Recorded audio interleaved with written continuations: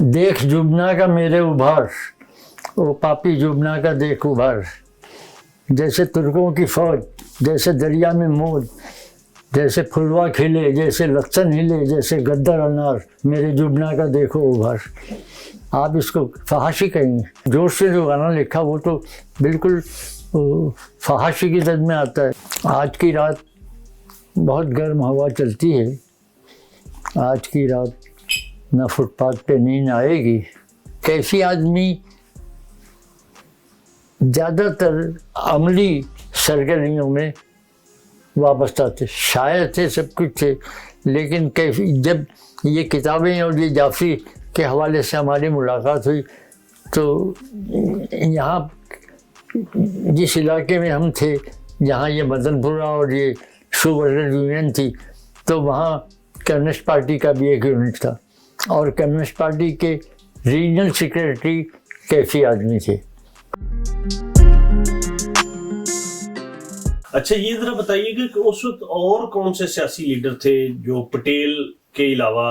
कोई कायद आज़म को देखा आपने या कुछ? कायद आज़म को हमने एक वहाँ बम्बई में एक इंस्टीट्यूट था, साबु सिद्दीक इंस्टीट्यूट, और वहाँ हमारे कामरेड थे अब्दुल रहमान दहलवी के नाम से, वो वहाँ पढ़ाते थे, तो वहाँ उनका जलसा था और वो जलसा औरतों का था और उससे उन्होंने खिताब करना था। हमारी बहन जो थी वो अंजुमन इस्लाम गर्ल्स हाई स्कूल में पढ़ती थी, तो वो हमारी वालदा को और हमको ले गई थी, जहाँ सिर्फ हमने खड़ा हुआ उसको देखा था, बात करता, और इससे आगे हमें कुछ याद नहीं। बिल्कुल सही। अच्छा, ये जरा बताइएगा कि आपकी कैफी आज़मी साहब से और दूसरे जो तरक्की पसंद अदीब थे या लिखने वाले थे, उनसे मुलाकातें रहीं, तो किन किन लोगों से मुलाकातें आपकी रहीं और वो कैसे लोग थे?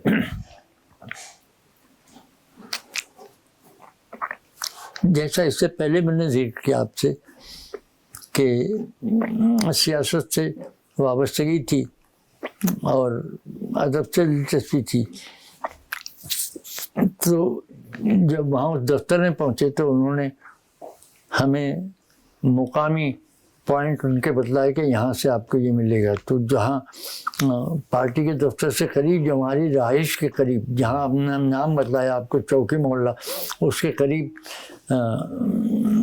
दफ्तर थे एक शाहिद फ्री मजदूर लाइब्रेरी मदनपुरा का, और जहाँ हम बराबर जाके किताब पढ़ते थे। रोज़ शाम में हम वहाँ हाजिरी देते थे इस ड्यूटी देने के बाद, इसलिए कि हम पार्टी की सरगर्मी हो या अदबी सरगर्मी हो, हम रोज़गार से हमने अलहदगी नहीं इख्तियार की। रोज़गार हम पहले कमाने का जिक्र करते थे, हमारी ज़रूरतें पूरी करने का बाद में, ये बात है।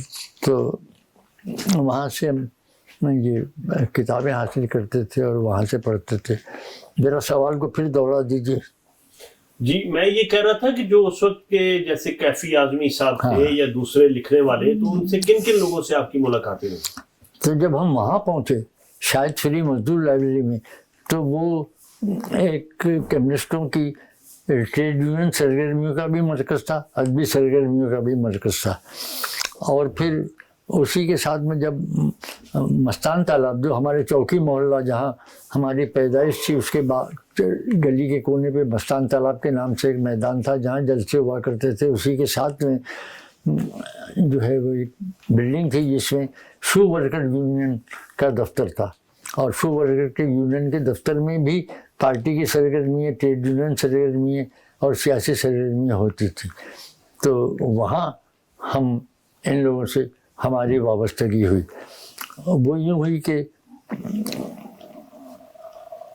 अंजुमन तरक्की पसंद मुसन्निफ़ीन जो थे, उनमें भी हमारी वाबस्तगी इनसे हुई। जब हम यहाँ ये सब चीज़ें हमने अदबी इसमें लाइब्रेरी में इधर उधर देखी, तो यहाँ हमारे बड़े भाई थे जिन्होंने हमको घर से अलग किया था, तो वो भी अदब से दिलचस्पी थी और सियासत से दिलचस्पी थी। तो उन्होंने देखा कि भाई ये रशाद भी यहाँ बराबर आ रहा है, पढ़ रहा, तो उन्होंने फिर हमको पुश किया और उन्होंने फिर हमको اور آگے بڑھایا. اور آگے بڑھایا کا مطلب یہ ہے کہ ہم لائبریری میں جانا, ٹریڈ یونین سرگرمی میں حصہ لینا, یہ تو ہم کرتے تھے. مطلب یہ ہے کہ مزدوروں کو گرنی کامگار یونین, گرنی مل کو کہتے ہیں, مل مزدور یونین, گرنی کامگار یونین کی چندہ جمع کرنا, مزدوروں کو ممبر بنانا. تو مل کے دروازوں پہ جا کے رسید بک لے کے کھڑے ہوتے تھے اور وہاں ہم اس کو یہ کرتے تھے, یہ سرگرمیوں میں حصہ لیتے تھے. انہوں نے ہم کو پہلی مرتبہ انجمن ترقی پسند مصنفین کے جلسے میں ہم کو لے کے گئے, اور وہاں ترقی پسند مصنفین کے جلسے میں تو پھر ہم کو ایک دم سے پش ملا آگے لکھنے کا اور پڑھنے کا, اور اس کا مطالعہ تو ہم بھرپور شروع سے ہی کرتے رہے تھے. تو وہاں سے پھر ہمیں کتابوں کے حصول کے لیے ہمارے بڑے بھائی ہمیں لے کے گئے سردار جعفری کے ہاں. اس وقت بمبئی میں ایک ادارہ چل رہا تھا کتب پبلشر کے نام سے, جو نیا ادب ماہوار شائع کرتا تھا, اور وہ فورٹ کے علاقے میں اس کا دفتر تھا. اور انہوں نے جب دیکھا کہ یہ ہے تو ہم نے ان سے ذکر کیا کہ ہم یہ سب پڑھنا چاہتے ہیں, یہ میں شاہی لائبریری میں بھی پڑھتا ہوں اور یہ سب کچھ کرتا ہوں. تو انہوں نے, جعفری نے ہماری سرپرستی کی, ہمیں سمجھایا اور پھر ہمیں کتابیں دی. وہ کتابیں ہمیں ابھی تک یاد ہیں. منشی پریم چند کی کتاب تھی زادِ راہ, خواجہ احمد عباس کی کتاب تھی زعفران کے پھول, ملک راج آنند کی تھی قلی, اور بھی کئی کتابیں تھیں. تو کیفی اعظمی صاحب سے بھی ملاقاتیں رہی ہیں آپ کی؟ کیفی اعظمی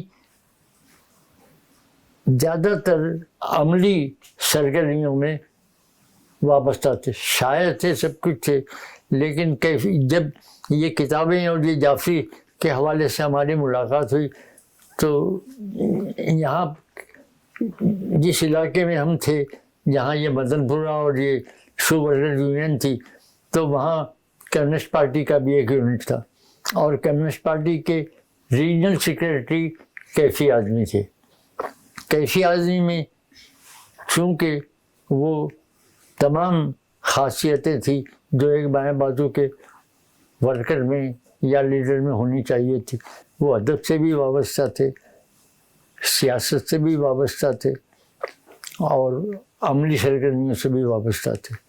کیونکہ ہم نے ایک ذکر اس میں کیا ہے, وہ یہ ہے کہ ہمارے نزدیک ایک سیاسی ورکر کو دانشور بھی ہونا چاہیے, اور ایک دانشور کو سیاسی ورکر بھی ہونا چاہیے, اور یہی اس کا اپنا مد نظر تھا. تو وہ وہاں کمیونسٹ پارٹی کے وہ سیکریٹری تھے, اور وہ تمام ادبی اور ٹریڈ یونین سرگرمیوں کو وہ گائیڈ کرتے تھے, اور انہیں کی سرپرستی میں پھر ہم وہاں جب تک رہے بمبئی میں ہم آگے بڑھتے رہے. تو کیفی آدمی جو تھے اخبار بیچنے کے لیے ہمارے ساتھ وہاں پارٹی کے ورکر پہ ممبر پہ لازم تھا کہ پارٹی کا اخبار ویکلی جو نکلتا تھا اس کو بیچنے کے جائیں, تو کیفی آدمی ہمارے ساتھ گلیوں میں پھر کے اخبار بیچتے تھے. جلوس نکلتے تھے تو اس میں جلوس نہ صرف نکالنے والوں میں شامل ہوتے تھے بلکہ اس کے ساتھ عملی مظاہروں میں اور اس میں شریک ہوتے, جس میں بڑے بڑے 2-3 جلوس ہمیں یاد ہیں کہ ایک جان فاسٹر ڈلس وہاں آیا تھا, تو ایک بہت بڑا جلوس لے کے اپنے علاقے سے ہم لوگ گئے تھے اور اس کے امریکن سفارت خانے پہ مظاہرہ کیا تھا, اور جس کا سلوگن یہ لگاتے تھے, انگلش میں سلوگن رہتا کہ وار مونگر ڈلس کے خلاف. تو اس کو کیفی آدمی ہی گائیڈ کرتے تھے. اور دوسری تمام اسٹالن کی موت کے اوپر جو وہاں جلوس نکلے یا دوسری آزادی کے سلسلے میں نکلتے تھے تو کیفی آدمی ساتھ جاتے تھے. پھر جو مشاعرے ہوتے تھے, اور اس مشاعرے میں جہاں بھی کیفی آدمی کو بلایا جاتا تھا, ٹریڈ یونین کے بمبئی میں بیسٹ بامبے الیکٹرک ٹراموے کمپنی کی یونین تھی, اس کے جلسے ہوتے تھے. کی آواز نہیں آ رہی. تو اس میں بھی وہ جو مشاعروں میں بھی ہم ان کے ساتھ جاتے تھے, اور پھر ہمیں بھی وہ وہاں لکھنے کی اور پڑھنے کی ترغیب دیتے تھے کیفی اعظمی. تو کیفی اعظمی ہماری عملی سرگرمی میں بھی وہ رہے.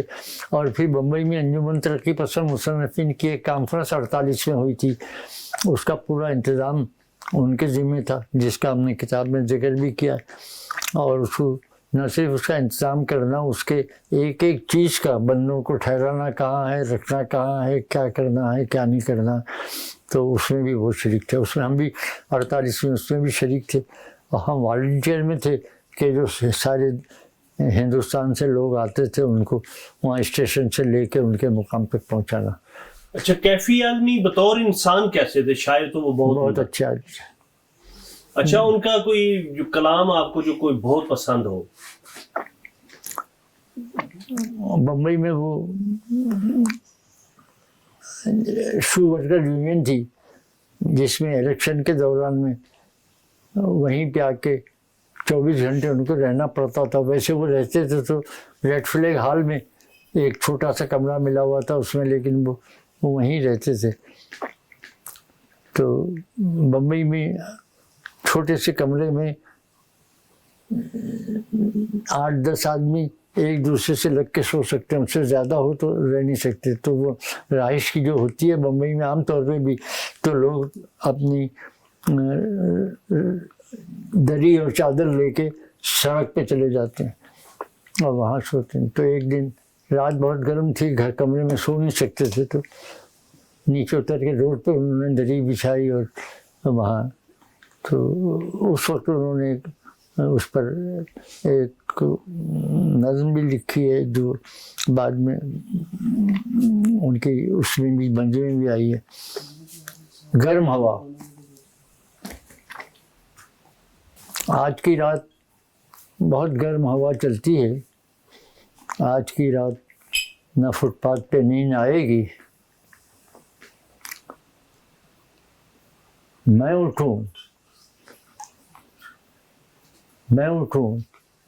تم بھی اٹھو، تم بھی اٹھو، کوئی کھڑکی اسی دیوار میں کھل جائے گی. واہ. اور پھر اسی گرم ہوا کے نام سے انہوں نے بعد میں جب فلم انڈسٹری میں ان کا مقام بن گیا تو انہوں نے ایک فلم بھی بنائی گرم ہوا کے نام سے. بالکل ٹھیک ہے.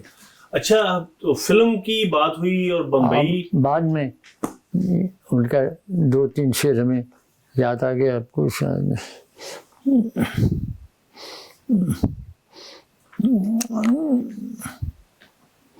خار و خس تو ہٹے، راستہ تو چلے، میں کہاں دفن ہوں کچھ پتا تو چلے. بیلچے لاؤ کھودو زمیں کی تہیں، خار و خس تو ہٹے راستہ تو چلے، میں اگر تھک گیا قافلہ تو چلے. واہ. خار و خس تو ہٹے راستہ تو چلے، میں اگر تھک گیا قافلہ تو چلے. بیلچے لاؤ کھودو زمیں کی تہیں، میں کہاں دفن ہوں کچھ پتا تو چلے. واہ واہ. اچھا، یہ ذرا بتائیے گا کہ شبانہ تو ان کی بیٹی سے ملاقات ہوئی آپ کی کبھی؟ نہیں، ہم 64 میں جب گئے تھے، اس لیے کہ وہ تو بہت بعد کی پیداوار ہے. ہم جب 64 میں گئے تھے تو بعد میں 10 سال کے بعد 54 تک تو ہم بمبئی جاتے آتے رہے تھے، اس لیے کہ راستے کھلے تھے. پانی کا جہاز کراچی سے چلتا تھا، بہت معمولی کرایہ تھا سندھیا کمپنی کا. لیکن 64 میں ہم بعد میں جب گئے تھے تو کیفی سے ملنے ہم گئے تھے، تو وہ اس وقت ان کا ایک مقام فلم انڈسٹری میں گانوں کے اعتبار سے اور دوسرے اعتبار سے بن گیا تھا. اور وہ بمبئی سے تھوڑی دور جوہو ایک ساحل ہے، اس کے ساتھ مکانات بنے ہوئے تھے جیسے یہ آپ کے بنتے ہیں جھوپڑی نما، اسی میں ان کی رہائش تھی. اور وہاں بہت بڑے بڑے لوگوں کی بھی وہ تھی. اور وہیں سامنے پرتھوی راج کے بھی کوئی اولادیں رہتی تھی. تو وہ وہاں جب ہم گئے تھے تو شاید بچے جو ہے وہاں ٹہل رہے ہوں، ان میں وہ ہو. یہ 64 کی بات ہے، اب مجھے نہیں پتہ کیونکہ اس کی وہ تھی بھی اس وقت یا نہیں تھی. ہم نے کیفی کو شوکت کے ساتھ دیکھا ہے، رہتے ہوئے دیکھا ہے، اس کو वैसे अमली सरगर्मी में देखा है। उनकी बीवी शौकत थी, चूँकि वहाँ अमूमन बाएं बाजू के वर्कर और ये शायर और ये सब फिल्म इंडस्ट्री में मुकाम बनाने से पहले बहुत कसम पुरसी में रहते थे, तो उनको हमने देखा है। तो फिर ये उनकी बीवी शौकत जो थी वो फिर पृथ्वीराज का एक वो था रॉयल ओपेरा हाउस में, वो हर इतवार को अपना वहाँ एक थिएटर पेश करते थे। तो पृथ्वीराज के थिएटर में शौकत ने मुलाजमत कर ली थी, तो वहाँ फिर उनका वो होता था। ये ख्वाजा अहमद अब्बास अमूमन वो उनके पृथ्वीराज फैमिली से बहुत करीबी ताल्लुकात थे। तो बाएं बाजू के लोगों को, वो कम्युनिस्ट तो नहीं थे, कॉम्युनिस्ट थे, लेकिन बाएं बाजू के लोगों को हमेशा ऐसे वक्तों में आगे बढ़ के काम आते थे। तो वो उन्होंने शौकत को वहाँ लगाया। फिर कैफी को, जो उन्होंने अंडरग्राउंड थे तो ये भी बहुत कसम पुरसी में थे, तो इनको भी एक गाना इनको दिलवाया था और वहाँ से इनकी इब्तिदा हुई थी। और वो गाना भी उन्होंने उसी शो वर्कर यूनियन में लिखा था, वो भी हमें याद है। और वो जब पहला गाना उनको मिला कि उन्होंने कहा कैफी से यार गाना ये लिख दे, तेरे को पैसे मिल जाएंगे कुछ। तो वो सिचुएशन मेरा ख्याल निम्मी की पहली फिल्म थी, और उस वक्त जो है जहाँ शो वर्कर यूनियन का ऑफिस था उसके नीचे होटल था मलबारी का, वो ऑफिस ऊपर बिल्डिंग में था। और वहाँ बम्बई में ये रिवाज था कि हर होटल में वो रिकॉर्डिंग होती थी फिल्मी गानों की। तो वहाँ वो गाना बज रहा था पंजाबी, उसका लोकगीत है बहुत मशहूर है, चन्ना किथे बिताई आई रात रे, मेरा दिल दलीलां दी बात रे। तो ये था, तो इसी धुन के ऊपर उनको वो गाने की सिचुएशन मिली थी। और उसका गाना उन्होंने पहला गाना वो लिखा गालिबन बुज़दिल फिल्म का था, फिल्म का नाम था। और वही रोते रोते गुजर गई रात रे, आई याद तेरी हर बात रे, रोते रोते गुजर गई रात रे। नींद भी मेरी न मेरी हो सकी, रोती शबनम भी न ये गम धो सकी, थी अकेली मैं न तेरी हो सकी, रोते रोते गुजर गई रात रे। प्यार की घड़ियाँ बहुत याद आएगी, याद आकर मुझे तड़पाएगी, और हमें तन्हाइयाँ डस जाएगी, रोते रोते गुजर गई रात। ये गाना उनका फिर चला, फिर उनको फिल्म के गाने मिलते चले गए। इसलिए कि कोई भी चीज़ आप माशरे से, माशरे की ज़रूरी एहतियाजात से वाबस्ता नहीं है, और आप जो तख्लीक करते हैं, जो पैदा करते हैं, उसका रिटर्न आप माशरे से नहीं ले सकते, तो आप माशरे से नथी नहीं हो सकते। माशरा आगे बढ़ता है माशरती सरगर्मियों से, प्रैक्टिस से शामिल होने से माशरा आगे बढ़ता है। एक शायर बम्बई में जो शायर थे, जब फिल्म इंडस्ट्री से वाबस्ता नहीं थे, तो इनको गाने के ऑफ़र होते थे, तो ये कहते थे नहीं हम तो तरक्की पसंद है पार्टी के लिए शायरी करेंगे। सवाल ये है कि आपकी शायरी की अफादियत इससे ज़्यादा है, इससे ज़्यादा यह है कि अगर आप ये आवाम में देंगे तो आपको ज़्यादा रिटर्न मिलेगा। और यही हमने किताब में जिक्र किया है कि उसकी शायर की पूरी नज़्म है इस बात पे कि मैंने जो गीत तेरे प्यार के खातिर लिखे, आज उन गीतों को बाज़ार में ले आया हूँ, आज बाज़ार में नीलाम उठेगा इनका, मैंने जो गीत तेरे प्यार के खातिर लिखे। बुरी बात क्या है इसमें? सवाल ये है, शैलेंद्र को, शैलेंद्र कम्युनिस्ट था, कम्युनिस्ट पार्टी के इंडियन पीपल थिएटर में थे, हमारे साथ गाने के सेट में गाने गाता था, गाना लिखता था, सब था। उसको पहली मरतबा पृथ्वीराज राज कपूर ने जब ऑफ़र की तो उसने कहा कि नहीं भाई मैं तो पार्टी का शायर हूँ। लेकिन जब तंगदस्ती आई तो राज कपूर याद आया, फिर उसके पास राज कपूर के पास गए तो उन्होंने पहली फिल्म दी बरसात लिखने के लिए। ये इंडियन पीपल थिएटर में हमारे साथ थे शैलेंद्र, हमारे गाने के स्क्वाड में हमारे साथ गाया करते थे, और उन्होंने गाने लिखे। उसके फिल्म आने से पहले उनके गाने इतने मकबूल हो गए कि शैलेंद्र का नाम मशहूर हो गया, जिसका बहुत मशहूर गाने भी है, लाल दुपट्टा मलमल का या पतली कमर है तिरछी नजर है। उसको पार्टी के लोगों ने कहा यार एक तो तू फिल्म में चला गया और ऐसे उड़िया गाने लिख रहा, कहते मैंने क्या उड़िया गाना लिखा है यार, पतली कमर है तिरछी नजर, इसमें क्या उड़िया नहीं। आप तो अपने शायर इनकलाब को देखो जो उन्होंने मन की जीत में गाना लिखा है। हवा में उड़ता जाए मोरा लाल दुपट्टा मलमल, वो तो इसका है, कृष्ण इसका शैलेंद्र का है। हाँ और लेकिन जोश से जो गाना लिखा वो तो बिल्कुल फहाशी की जद में आता है, जो उन्होंने मन की जीत में लिखा था पाकिस्तान बनने से पहले। किसने लिखा? जोश मलियाबाजी ने। अच्छा, वो क्या गाना है? देख जुबना का मेरे उभार, ओ पापी जुबना का देख उभार, जैसे तुर्कों की फौज, जैसे दरिया में मौज, जैसे फुलवा खिले, जैसे लक्षण हिले, जैसे गद्दर अनार, मेरे जुबना का देखो उभार।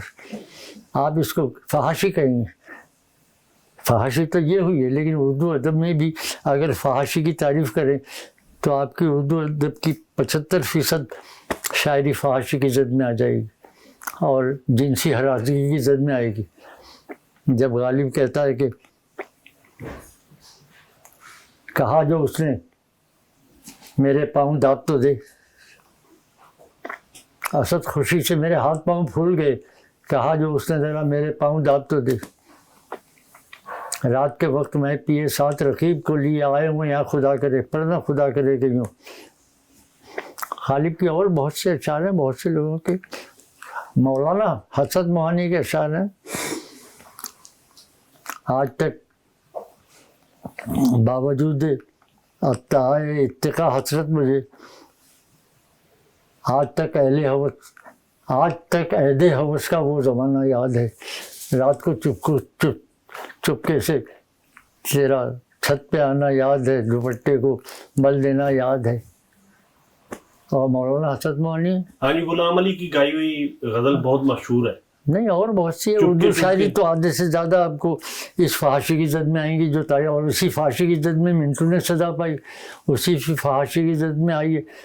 लेकिन जो इंसान की नेचर है, आप उस नेचर पर गैर ज़रूरी अखलाकी पाबंदियों के नाम से पाबंदी लगाना वो माशरा कभी कबूल नहीं करता। और वो सूरत हाल जो है जिसने इसको जिनसी ताल्लुक़ को वो फहाशी की जद में नहीं लाया, उन्होंने बड़ा अदब तख्लीक किया है और बड़ी शायरी की है, बड़ी मुसव्वरी की है।